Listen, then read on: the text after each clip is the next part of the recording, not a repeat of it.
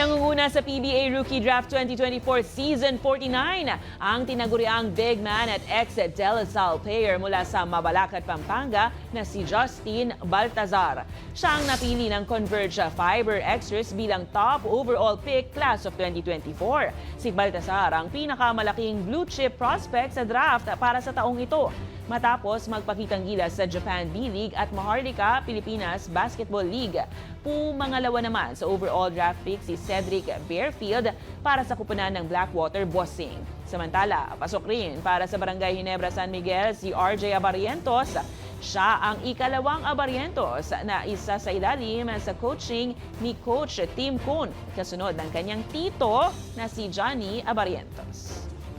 Sobrang excited ako ngayon sa bagong team na Converge.